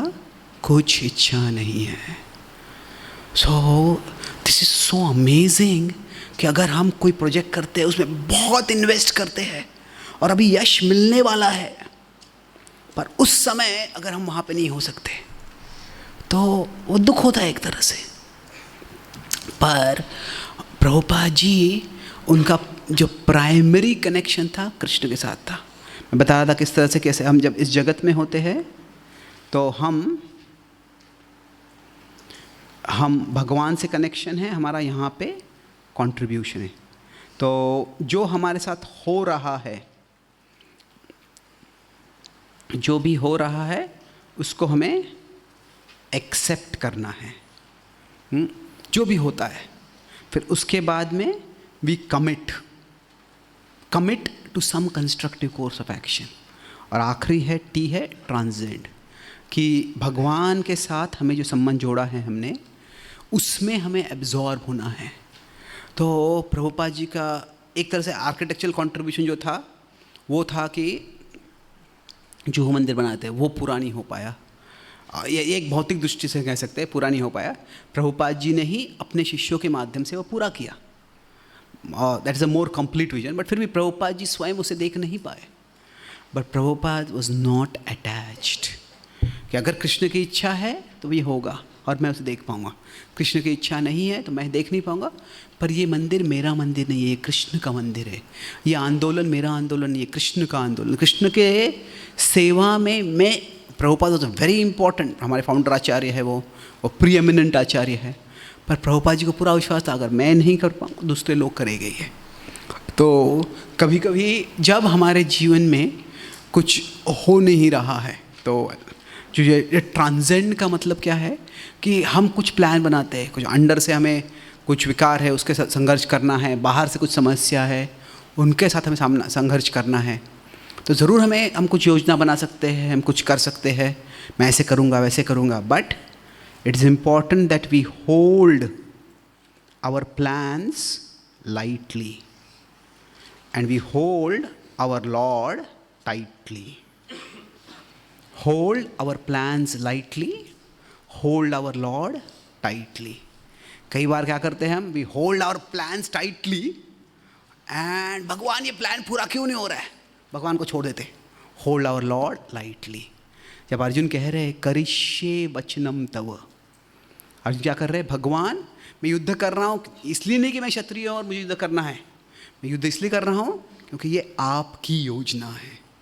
तो वो कृष्ण को फर्मली पकड़ रहे हैं, और जैसे भी युद्ध में आएगी चुनौतियाँ वो उसका सामना करेंगे. मयि आसक्त मनः, हमें हमारा मन है भगवान से आसक्त बनाना है. So I will summarize. Okay, I talked about 3 main points today. हम चर्चा कर रहे थे इस श्लोक के आधार पर कि किस तरह से जब हम इस भौतिक जगत में फंसे हुए हैं तो हमें इंटेलेक्चुअल ह्यूमिलिटी चाहिए। बुद्धि का लक्षण है कि हम सवाल पूछते हैं, पर हम सवाल पूछते हैं तो क्या है, which questions are important and answerable. कई सवाल हो सकते हैं जिनका जवाब नहीं हो सकता है, शायद हम देखा वो 4 क्वाड्रेंट्स देखें तो ask the questions that matter and questions that are answerable. तो जब इस तरह से हम देखते हैं तो उससे क्या होता है कि हम देखा कि जब इस जगत में दुख आता ही है तो अभी दुख क्यों आता है, मेक सेंस ऑफ सफरिंग और मेक सेंस इन सफरिंग। अभी कोई अगर फायर लग गया है, कहीं पे आग लग गई है, तो फॉरेस्ट फायर लग गया है तो, या बड़ा फायर लग गया है तो क्यों हुआ है समझने का प्रयास करो, पर क्यों नहीं समझ पाए तो उसको कैसे रोकना है उस पर फोकस करो आप। तो both questions are important, why in terms of the cause and how in terms of the solution. तो अभी दोनों सवाल है महत्वपूर्ण है, पर हाउ जो है वो और महत्वपूर्ण है। और इसके सामने हम देखा कैसे दोनों कृष्ण गीता में और कृष्ण अर्जुन के साथ अभिमन्यु के मृत्यु के बाद में कैसे वो फोकस किस पे होता है कि अभी क्या करना है, जो हुआ है कुछ को एसोटेरिक फ्लैशबैक कृष्ण अर्जुन को नहीं देते हैं। और हाउ के जवाब में है ने 3 पॉइंट देखे। ए वॉज वॉट, एक्सेप्ट, कि एक्सेप्ट की सफरिंग आएगा और वो एग्जैक्टली क्यों आ रहा है ये समझना कभी कभी मुश्किल होता है। कभी कभी हम समझ नहीं पाते हैं कि कभी कभी हमारे साथ बुरी चीज़ें होती है, कभी कभी हमारे द्वारा भी बुरी चीज़ें होती है, और हम जहाँ तक हो सके समझने का ज़रूर प्रयास करना चाहिए। ऐसे नहीं कि कुछ समझ नहीं सकते, पर एक्सेप्ट क्या सफरिंग होता है और cause can may be unknowable, और we can not be sure. Unknowable नहीं कह सकते, अनश्योर क्यों हुआ है ये, पर क्या है, commit to a constructive course of action, constructive action. जैसे हम प्रभुपाद जी, भारत में उनका प्रचार यशस्वी क्यों नहीं हुआ, कैसे कृष्ण की योजना थी, ओके, पर प्रभुपाद जी ने क्या देखा, कृष्ण की योजना है, तो प्रभुपाद जी ने सोचा कि हाँ क्या है, भारत पाश्चात्य देशों से बहुत इन्फैचुएटेड है, तो Srila Prabhupada decision to go to America. तो जो था हम यहाँ पे देख रहे थे किस तरह से हमें कुछ ना कुछ सकारात्मक कार्य करना ज़रूरी है। ये क्यों हो रहा है ये बोल के कुछ फ़ायदा नहीं होता है। और जब सकारात्मक कार्य कर भी रहे हैं हम, तो तभी भी हमें we need to transcend by absorption. केवल हम ये सॉल्यूशन में ढूंढ रहा हूँ, पर हम कितना भी अच्छे इंटेंशंस का करेंगे शायद सब प्लान्स काम नहीं करेंगे। तो प्रभुपाद जी कृष्ण में एब्जॉर्ब थे, इसीलिए जब भले ही प्रभुपाद जी जुहू के इनॉग्रेशन को देख नहीं पाए इस व्यक्तिगत रूप में, मैनिफेस्ट फॉर्म में, अनमैनिफेस्ट फॉर्म में ज़रूर थे वो, पर तो उससे प्रभुपाद जी विचलित नहीं हुए। तो हमारे जीवन में जो हुआ है, जो हो रहा है, उसे स्वीकार करना है, हमें उसके साथ कुछ कल्टीवेट कमिट करना है, और जो भगवान से ट्रांसेंड करके हमें एकाग्र रहना है। बहुत बहुत धन्यवाद। Hare Krishna. Are there any questions और comments? Yes, do we have a mic?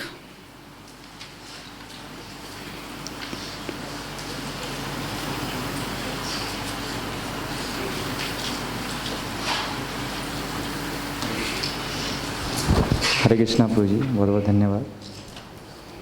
प्रभु जी, मेरा प्रश्न थोड़ा मन के बारे में। किसके बारे में? माइंड के बारे में। तो जैसे we hear so many philosophies, like बहुत सारा कंटेंट सुनते हैं हम, but we have so much information, but when we are not able to act on that information, then the gap between information and action becomes broader. तो उसकी वजह से जो चिंता होती है मन में, वो थोड़ा सा रेस्टलेस बना देती है हमको। एंड माइंड जो कृष्णा कॉन्शियसनेस फिलोसफी है, उसको मतलब अलग तरीके से वो करता है, मतलब बैकफायर करता है। जैसे एक एग्जांपल देता हूँ प्रभु जी, मैं मतलब परेशान करता है बाद में। जैसे we know that we should have the Krishna consciousness in a sandwich form. तो मेरे सुबह अगर 10 राउंड हो गए तो फिर माइंड बोलता है कि अभी पढ़ते हैं और बाकी के 6 राउंड बाद में करेंगे शाम को. मतलब ऐसा बोलता है क्योंकि सैंडविच प्रोग्राम बनाना है. तो इस तरीके से वो उसको बहुत सारे एग्जाम्पल से पूरी मतलब ऐसे. तो फिर लेकिन शाम को जब करता हूँ तो फिर अच्छे से नहीं होता. फिर बोलता है तेरे को सुबह ही करना चाहिए था. तो वैसे करके मतलब परेशान करता है अलग अलग तरीके से. और देर आर हंड्रेड्स, मतलब वो सीख लिया है माइंड ने. अभी वो कृष्णा कॉन्शियसनेस फिलोसफी करके थोड़ा परेशान करता है. तो इससे कैसे बाहर निकलना है?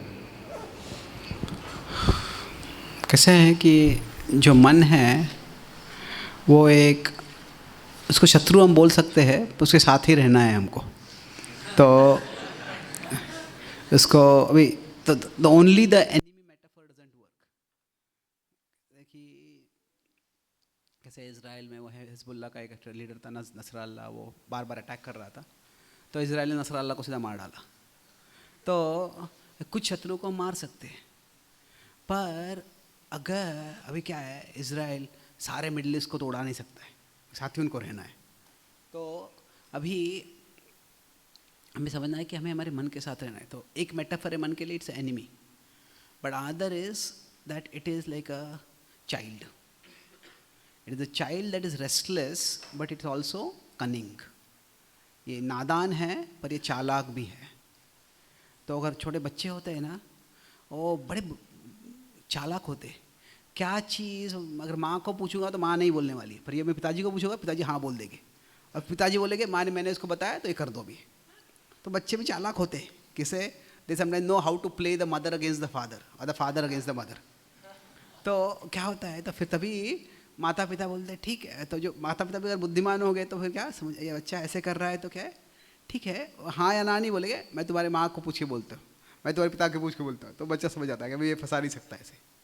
तो क्या है, हमें the typical ways the mind tricks us. अभी आप कह सकते हैं कि मन 1000 पद्धति से वो फंसाता है हमको, पर इतने नहीं है.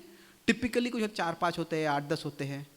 तो we need to note that and prepare answers in advance. Philosophy के साथ कि उस समय वो याद नहीं आएंगे, और वो एक्सपेक्ट भी करना कि उस समय याद आएगा, वो थोड़ा ज़्यादा ओवर एक्सपेक्ट कर रहे हैं हम अपने आर इनर वर्ल्ड से. जब मन पावरफुल हो जाता है तभी वो इंटेलिजेंस ज़्यादा काम नहीं करता है. तो इसीलिए उस समय हमारा इंटेलिजेंस का जितना कम काम कराना पड़े उतना अच्छा है. मतलब क्या है कि अगर भारत पाकिस्तान के बॉर्डर पे कोई युद्ध चल रहा है और वहाँ पे अचानक कोई पाकिस्तान से आता है, वो भारत के सोल्जर को पकड़ लेता है, तो रुक जाओ, मैं मेरा गन लेके नहीं आता, मैं गन लेके आता हूँ फिर हम युद्ध करते. नहीं, गन साथ में रखना चाहिए आपको, आप बॉर्डर पे हो तो. ऐसे ही क्या है कि हमारे बुद्धि में बैकग्राउंड पे बहुत कुछ याद होता है, पता होता है, पर उस समय याद नहीं आता है.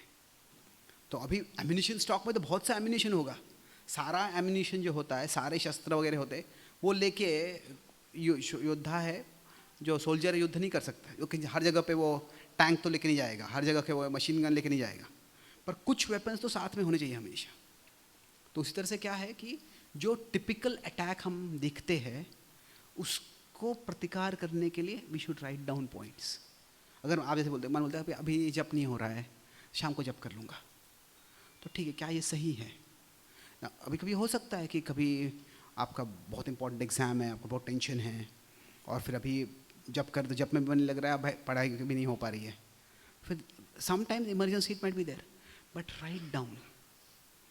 टिपिकल जो मन जो कारण बोलता है ये ऐसे करना है, तो उसके काउंटर लिखो आप, और कीप दोस में भी 3 points in response to the typical arguments. थोड़ा टाइम लगता है उसको, but this how we apply the philosophy so that it is available for us. तो that way we can deal with this. Okay, so write down the typical argument the mind makes, maybe 5 arguments, and then write down the typical responses that you can give right now when your intelligence is working, जब बुद्धि आपका काम कर रहा है. और फिर वो शायद फ़ोन में रखो, किसी डायरी में रखो, और तभी उसको ही बार उसके बारे में पढ़ो, और तभी क्या होगा, तो उससे we will be a little more ready, और तैयार रहेंगे हम सामना करने के लिए. एक और प्रश्न था प्रभु जी, एक और. Can you come back to you if you don't mind यहाँ पे.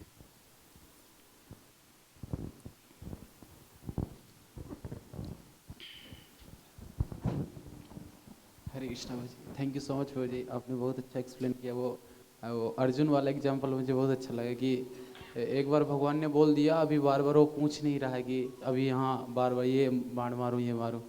तो प्रभु जी हमारे केस में क्या होता है कि जैसे हमें सीनियर कोई गाइड करते हैं ऐसा ऐसा करना है, और हम फील्ड में चले जाते हैं या फिर जो भी हमारा वर्क है उसमें चले जाते हैं, तो उस समय हमें याद नहीं रह पाता कि एक्चुअल में किस लिए बोले थे प्रभु जी हमारे सीनियर। और फिर वहाँ पर हमारी बुद्धि आ जाती है, बुद्धि लगाने लगते हैं कि शायद ऐसे सीनियर खुश हो सकते हैं। तो प्रभु जी मेरा ये क्वेश्चन था कि हम कैसे सीनियर की बातों को याद रख सकते हैं और उसको पीछे रख के अपने जो हमारे आप बुद्धि है मन है उसकी बात को पीछे रख के सीनियर की बात को ध्यान रख के वो आगे रख सकते कर सकते हैं। इट्स नॉट दैट, आसान नहीं है इतना, पर बेस्ट है कि try to have as much communication as possible. क्या होता है कि जो हम बताते हैं कि 3 लेवल्स ऑफ सर्वेंट्स होते हैं, कनिष्ठ मध्यम उत्तम। जो कनिष्ठ होते हैं जो बताया हुआ है वो भी नहीं करते हैं, जो मध्यम होता है वो बताया हुआ करते हैं, जो उत्तम होते हैं जो बताया हुआ है वो करते हैं, पर बताया हुआ है उसका उद्देश्य क्या है वो समझते हैं और वो उद्देश्य को भी पूरा करते हैं। ये प्रभुपाद जी को उनको गुरुदेव ने बताया था कि आप पाश्चात्य देशों में जाके प्रचार करो। प्रभु जी 1970 तक करते हैं वो, पर 1970 के बाद में प्रभुपाद जी मोस्टली इंडिया में रहते हैं। तो वहाँ पे एक लेक्चर है प्रभुपाद जी का, वो कहते कि मेरे गुरु महाराज चाहते थे कि मैं पाश्चात्य देशों में प्रचार करूँ, मैंने वो किया है, मेरी इच्छा है कि भारत में प्रचार करूँ, अभी आप मुझे मदद करो जैसे मैंने मेरे गुरु महाराज को सेवा की थी। तो क्या ये प्रभुपाद जी की इच्छा है, इंडिपेंडेंट इच्छा है?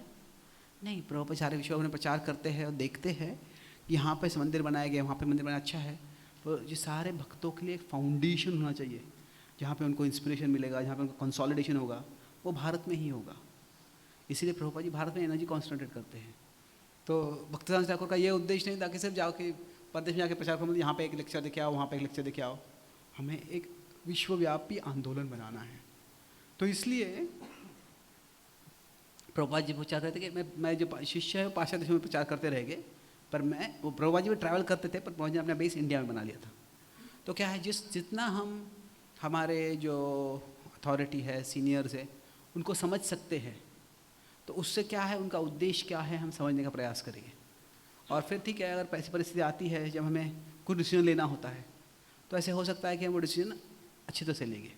सो try to hear from them, try to communicate with them, try to understand them. और कभी कभी गलती हो सकती है, पर धीरे धीरे अगर हम बेसिकली मध्यम के स्तर पे भी कार्य करते रहेंगे, मतलब जो बताया है वो करते रहेंगे, तो सीनियर्स का भी हम पे ट्रस्ट और बढ़ेगा, और फिर वो और हमको समय देंगे और स्पष्टीकरण देंगे, और फिर हम भी उनका जो मूड है, उनका जो मिशन है, वो अच्छे से समझ पाएंगे, और फिर हम उत्तम के स्तर पे आ सकते हैं।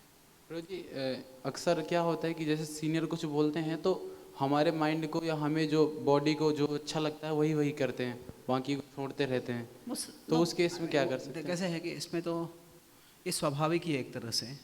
क्या है कि हमें बहुत कुछ बताया जाता है, कुछ हमें शायद अच्छा ही लगता है, कुछ हमें लगता है कि संभव नहीं है मेरे लिए, तो फिर ऐसे थोड़ा अगर कम्युनिकेशन अच्छा होगा तो हम बता सकते हैं कि ये मुझे लगता नहीं, मुझे प्रैक्टिस में कर पाऊँगा, ये शायद बोले कि ज़रूर जी तुमको करना ही पड़ेगा, ये बहुत महत्वपूर्ण है। तो फिर हम प्रयास कर सकते हैं। अभी जैसे ध्रुव महाराज जो बालक होते हैं अभी ध्रुव, वो नारद मुनि से मिलते हैं, नारद मुनि बोलते तुम्हें अपमान हो गया तुम्हारा, छोटी सी बात, तुम बच्चे हो, घर चले जाओ, और तुम ऋषि मुनि, तुम अगर बहुत आध्यात्मिक प्रगतिशील हो तो तुम अपमान को बुरा नहीं मानोगे, चले जाओ घर पे। तो वो उसका जवाब देते हैं, वो ध्रुव कहते हैं कि आप जो बोल रहे सत्य है, पर ये मेरे लिए मेरी क्षमता के परे है, ये मैं ये नहीं कर सकता। और नारद उनकी बात को स्वीकार करते हैं, ठीक है तुम ये नहीं कर सकते हो तो तुम ये करो। तो इसीलिए वी विल ऑल सिलेक्ट, ये स्वाभाविक ही है, हमको बहुत से आदेश मिलते हैं, हम कुछ उसको प्रायोरिटी देते हैं, कुछ प्रायोरिटी नहीं देते हैं, पर ये स्वाभाविक ही है। पर अगर हमारे जो अथॉरिटीज़ हैं, अगर हमारे जो गाइड्स हैं, वो किसी चीज़ पे बहुत ज़ोर दे रहे हैं और हम वो करते ही नहीं बिल्कुल, तो फिर वो सही नहीं है। हम करने का प्रयास करते हैं और वो अगर यशस्वी नहीं होता है तो फिर हमको बता सकते हैं मैंने ये किया पर ये नहीं हो पाया, उसके बाद मैंने ये भी कर दिया। So try to have communication, थोड़े क्वेश्चंस पूछ सकते हैं, रिपोर्ट दे सकते हैं, और हम सिलेक्ट करना ये बुरी बात नहीं है, पर if that selection is disregarding और निगलेक्टिंग और rejecting something which they have emphasized, तो वो प्रॉब्लम है।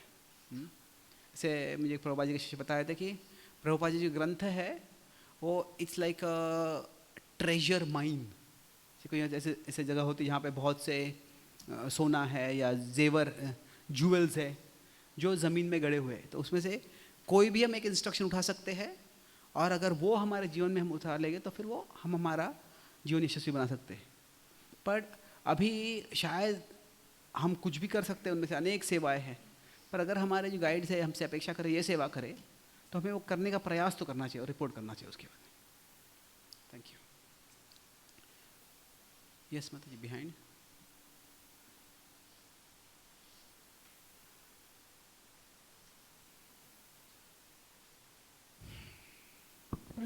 जीव आध्यात्मिक जगत से कैसे पतन हुआ ये क्लियर नहीं है, या आध्यात्मिक जगत से पतन हुआ है यही क्लियर नहीं है। जो जैसे ये जो सवाल हम देख रहे थे, क्या क्लियर नहीं है, ये भी क्लियर नहीं है। Next question. Just don't get into it. It's there are क्या कहते हैं उसको, कैसे जब क्रिश्चियनिटी 14-15 सेंचुरी में स्प्लिट हो गई थी, क्रिश्चियन कैथलिक्स अभी प्रोटेस्टेंट दोनों है, तो तभी क्या हुआ था, जो कैथलिक्स थे बड़े बड़े स्कॉलर्स थे, वो तभी डिबेट कर रहे थे। 500 पेजेस के लगभग 500 बुक्स लिखे उन्होंने उस समय, कि जो स्वर्ग में एंजल्स होते हैं, वो एंजल्स अगर एक पिन है, एक पिन के ऊपर कितने एंजल्स एक साथ डांस कर सकते हैं। अब ये एक बहुत बड़ा फिलोसॉफिकल क्वेश्चन हो गया था। एक तो हेवन है, हेवन में एंजल्स है, उस पे पिन है, उस पे पिन पे डांस करने की जरूरत क्या है? I am not making fun of Christianity पर से, बहुत बुद्धिमान क्रिश्चियन फिलोसोफर्स भी हुए हैं। मेरा पॉइंट ये पे है कि कभी कभी हम इतने टेक्निकल चीज़ों में इतना फंस जाते हैं कि जो इम्पोर्टेंट है वो भूल जाते हैं। आजकल के समाज में अभी इतनी सारी समस्याएं हैं कि बड़े बड़े बहुत सी समस्या है। लोग आत्महत्या कर रहे हैं, लोग व्यसनों में फंस रहे हैं, एक धार्मिक स्तर पे संकीर्णवाद है, उससे अत्याचार हो रहा है। जो लेफ्टिस्ट लोग हैं, पूरा जो इकोसिस्टम है उसको उनका क्रिएट करके पूरा इन्फॉर्मेशन को दबा रहे हैं। एंटी वैदिक नैरेटिव्स है इतने सारे, तो इतने सारे बैटल्स है जो हमें we have to fight against those battles. बहुत सी समस्याएं हैं जिसमें हम let's focus on what is winnable. तो let's not get into that question. No, my point was actually that if we say that how can we convince a person to go back to Godhead? Because if we say that he has not fallen from spiritual world, then he will say that I was eternal in material world and I will remain here. I think the two are separate questions. The two क्यों separate है? क्योंकि अभी किसी के साथ बीमारी कैसे हुई है ये शायद पता नहीं चलेगा, पर क्या उसका मतलब दवाई से ठीक नहीं हो सकते? The two are related, but there are many cases जब क्या होता है, किसी को बीमारी होती है, दवाई लेते हैं, व्यक्ति ठीक हो जाता है, पर बीमारी क्या होती है अगर मेडिकल फाइल्स में देखते हैं तो बीमारी क्या थी वो गेस करते हैं कई बार। तो I don't think the two are necessarily related. कई बार कोई अग्नि लग गई है तो अग्नि को बुझा दिया हमने, और वो बाद में थोड़ा रिकॉग्नाइजेंस करते हैं क्यों है अग्नि, पर कई बार ऐसा होता है कि we couldn't find out the cause.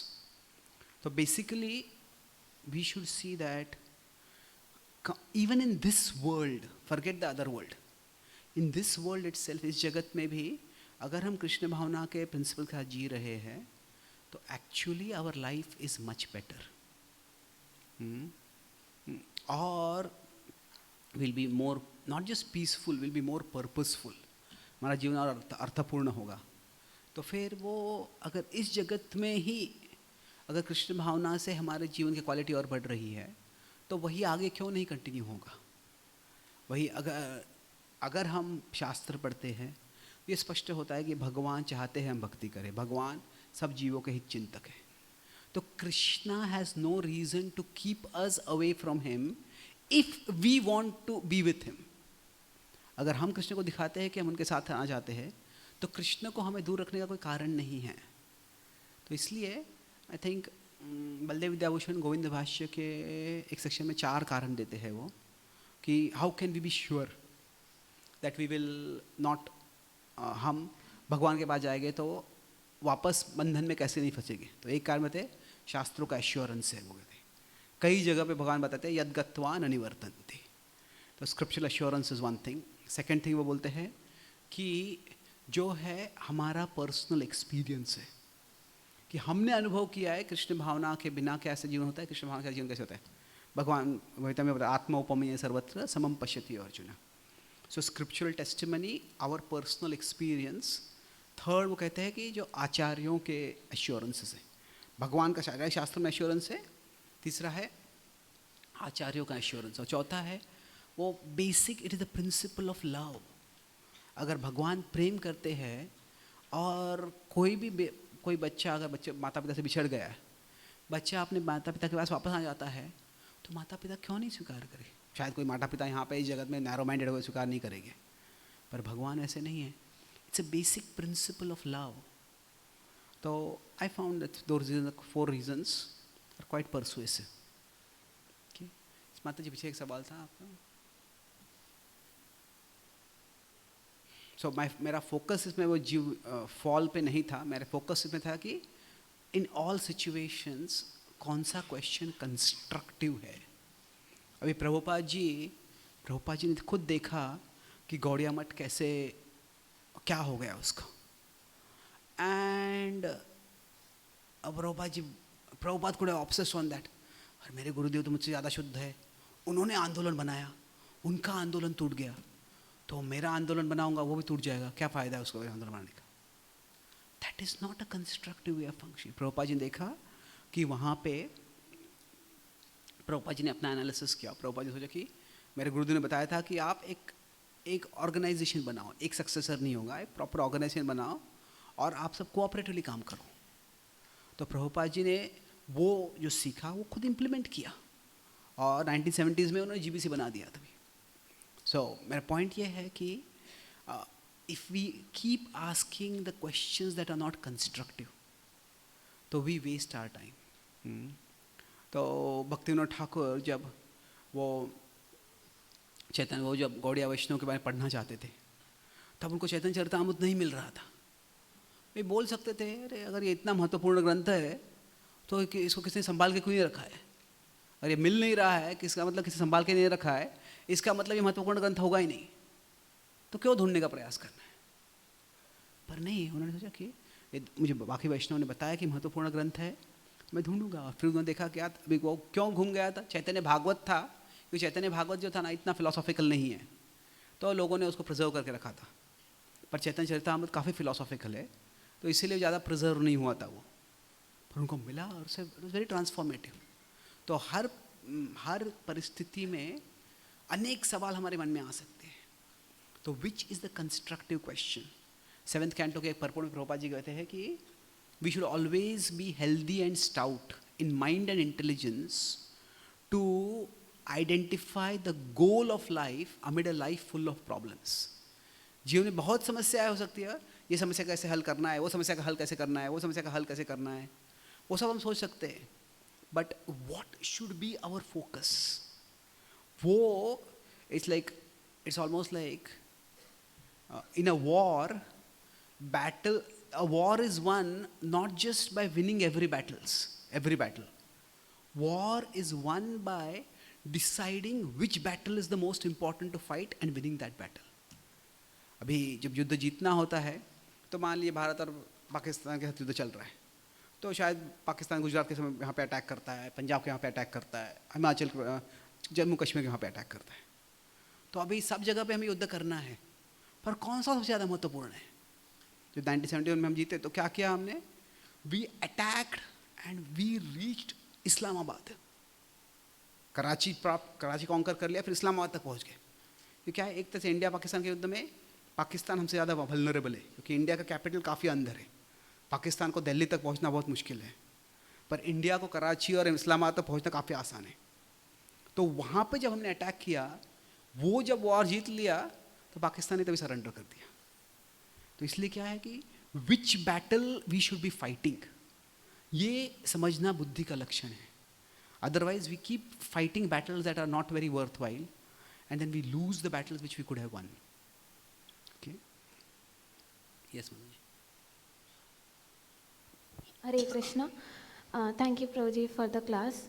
मेरा क्वेश्चन ACT पे था, लाइक जब हम एक्सेप्ट करना चाहते हैं but we want to commit to a constructive action, but कौन सा एक्शन कंस्ट्रक्टिव है?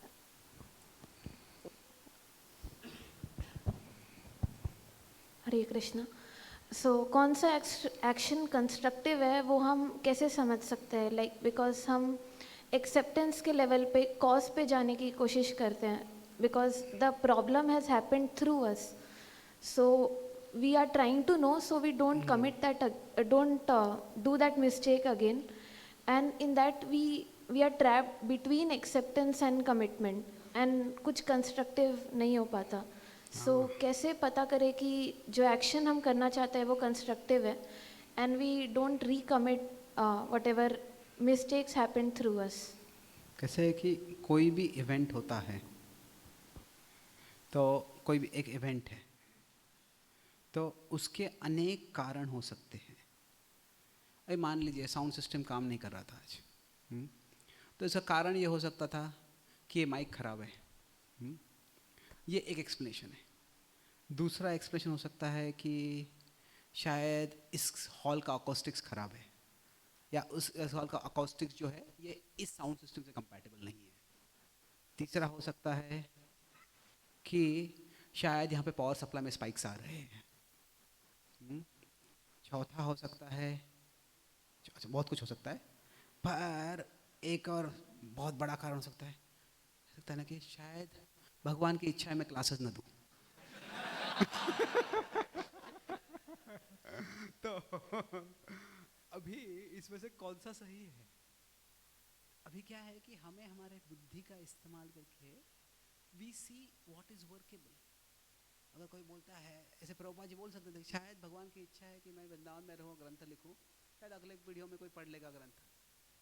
प्रभुपाद जी वैसे नहीं सोचा, तो प्रभुपाद जी देखा क्या कर सकता हूँ मैं यहाँ पे। सो लाइफ में कभी गारंटी नहीं होता हमको कि जो हमने डायग्नोसिस किया है, जो हम समझे हैं वो सत्य है। That's why we have senior devotees, we can consult, हम शास्त्र पढ़ते हैं, पर उसके बाद में भी हमें फैसला करना होता है। और we can have some parameters. कैसे होता है कि मेरे बुद्धि के स्तर पे कि मैं समझाऊँ कि this may not be the only, मैं बोला एक मूलिक न्याय गलत है, नॉट नेसेसरी करते, generally it tends to be wrong. तो हर एक चीज़ के अनेक कारण हो सकते हैं। तो अभी उसमें से कौन सा कारण महत्वपूर्ण है या कौन से कारण के बारे में मैं कुछ कर सकता हूँ, वो हमारे बुद्धि के स्तर पे हमें वरिष्ठ भक्तों को कंसल्ट करके फैसला करना है। और फिर उसके आधार पर हम भी डिसाइड, ठीक है मैं ये करूँगा, और वो ट्राई कर सकते हैं। We can decide a finite amount of time, 3 months, 6 months, 1 year, मैं ट्राई करूँगा। अगर वो नहीं होता है तो फिर we decide I will try something else. तो जो अगर हम भक्तिविनोद ठाकुर का जीवन देखते हैं तो ही ट्राइड वेरियस थिंग्स, काफ़ी चीज़ों में यशस्वी हुए, पर कभी वो पुरी में थे, कभी वो वृंदावन के पास में उनका पोस्टिंग था, कभी बंगाल में पोस्टिंग था। तो जहाँ पे पोस्टिंग होता था वहाँ पे वो अलग, वो सरकार में काम कर रहे थे तो वहाँ पे वो अलग अलग प्रकल्प लिया करते थे, और समवेयर सक्सेसफुल, समवेयर नॉट। सम में कुछ में बहुत सक्सेस मिल गया, उनका फेम बढ़ गया, किसी में ऐसे हुआ कि उनको कुछ समस्या आ गई, तो फिर उनका जो पुत्र थे भक्तिसिद्धांत ठाकुर, उन्होंने कुछ किसी एक बाबा जी के खिलाफ बहुत स्ट्रांगली बोल दिया, और फिर वो सारे उनके जो फॉलोअर्स थे वो भक्तिविनोद ठाकुर के खिलाफ आ गए उस समय। और भक्तिविनोद ठाकुर गवर्नमेंट में थे, तो क्या हुआ, वो पूरा गवर्नमेंट और रिलीजन ऐसा वो बहस होने लग गए। भक्तिविनोद ठाकुर ने, प्रभुपाद जी ने भक्तिविनोद ठाकुर ने भक्तिविनोद ठाकुर से कहा कि आप यहाँ पे से अभी मायापुर चले जाओ कुछ समय के लिए। तो नाउ क्या कि अलग अलग चीज़ें ट्राई करनी पड़ी उनके, see what works. So in some ways क्या है कि हमारे बुद्धि को इस्तेमाल करके हम फैसला करते हैं कि ये मुझे करना है, और कुछ पैरामीटर्स रख सकते हैं हम कि मैंने ये विचार किया था और इस आधार पर मैंने ये किया है, तो ये ऐसे सत्य हुआ नहीं हुआ, नहीं हुआ तो अभी करने की ज़रूरत नहीं है. जो भक्तिविनोद ठाकुर ने एक ग्रंथ लिखा चैतन्य, क्या था उसका नाम, कृष्ण संहिता, और वो खास करके जो बहुत ही साइंटिफिक लोग थे, साइंटिफिक रैशनल लोग थे, उनको समझाने के लिए किताब लिखा था. पर वो किताब से बहुत कंट्रोवर्सी हो गया. ये लो तुमने ऐसे कैसे बोला, तुमने ऐसे कैसे बोला, ऐसे कैसे बोला. तो उन्होंने समझाने का प्रयास किया, पर बाद में देखा कि ये लोग समझ नहीं रहे. न तो जिनके लिए वो किताब लिखा था वो लोग ज़्यादा किताब पढ़ के उसकी सराहना नहीं कर रहे, जो ट्रेडिशनलिस्ट थे वो उनकी बहुत निंदा कर रहे हैं. तो उनके बायोग्राफी में लिखते हैं, no one understood the purpose of this book, it created lot of controversy. पर ये किसके लिए लिखा था कैसे समझ. तो उन्होंने फैसला किया कि इसमें कुछ काम नहीं है, तो he didn't right books like that afterwards. तो कैसे कि हमें हमारी बुद्धि जिस हद तक चलती है, जितना हम शुद्धिकरण कर सकते हैं भक्ति करके, हम गाइडेंस ले सकते हैं भक्तों का संग से, उसके बाद में हमें फैसला करना है. And sometimes some things work, sometimes things don't work, then we move on. Okay, तो accept before that just conclude, acceptance और जो कमिटमेंट जो है, ऐसे नहीं है कि एक चीज़ को एक्सेप्ट किया तो ज़िंदगी भर उसको एक्सेप्ट ही करना है. यू कुड डिसाइड, ठीक है मैं यहाँ पे सेवा कर रहा हूँ पर यहाँ पे मुझे सपोर्ट नहीं मिल रहा है, ऐसे हो रहा है वैसे हो रहा है, तो क्या यहाँ भी मुझे सेवा करना चाहिए. ठीक है मैं यहाँ पे ही मैं 6 महीने के लिए 1 साल के ये डिपार्टमेंट में सेवा कर रहा हूँ, let's see how it goes. अगर फिर भी बहुत अपोजिशन हो रहा है तो फिर ठीक है भी स्वीकार करते हैं कि ये नहीं हो रहा है काम. पहली बार जब पांडवों को आक्रमण हुआ, भीम पे जहर दिया गया, तो भीम तो बहुत गुस्सा होते, जाके बोला मैं अभी जाके दुर्योधन को डांटता हूँ, मैं सबको बता दूंगा. युधिष्ठिर बोले ऐसे मत करो, हमें अभी हम इस परिवार में आए हैं, हमको परिवार तोड़ना नहीं है. ये अभी हम जानते नहीं कौन किसको सपोर्ट करेगा. क्या अगर ऐसा समझ हम दुर्योधन पे एक्यूजेशन करेंगे, आरोप लगाएंगे, तो क्या कौन हमें सपोर्ट करें, क्या भीष्म सपोर्ट करेंगे. बोले कि उससे क्या होने वाला है. बोले अभी हम चौकन्ने रहेंगे, हम कुछ इसके बारे में करेंगे नहीं. तो दैट वाज अ कोर्स ही टुक. पर उससे क्या हो गया, और कि उसको थोड़ा ईर्ष्या हो रहा है, will keep a low profile ताकि उसका ईर्ष्या और न बढ़े. उसका ईर्ष्या और बढ़ते गया.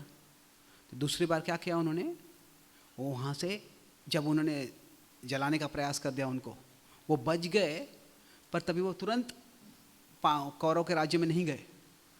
अच्छा कि इतना बड़ा षड्यंत्र बनाया है तो ज़रूर उनका सपोर्ट काफ़ी होगा उसके लिए. बोले कि तुरंत हम नहीं जाएंगे वहाँ पे. सो वो वहाँ से निकल गए और वहाँ से दूर चले गए, दूर रहे, और जब तक वो स्ट्रांग नहीं बने. द्रौपदी से विवाह हो गया तो उसके बाद स्ट्रांग बन गए वो. तो basically whenever there are problems,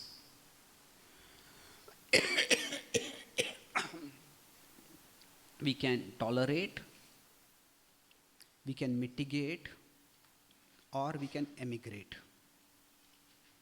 tolerate मतलब उसी परिस्थिति में रहो और सहन करो उसको. क्यों सहन करो, क्योंकि कुछ और सकारात्मक हम वहाँ पे कर सकते हैं.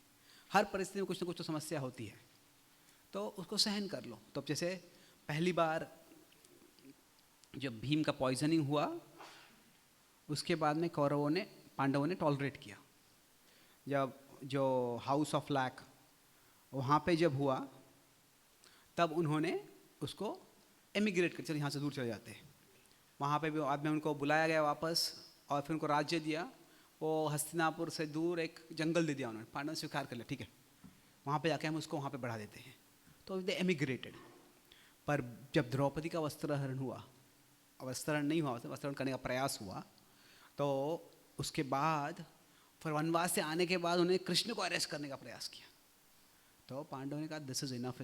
तब फिर उन्होंने मिटिगेट किया. तो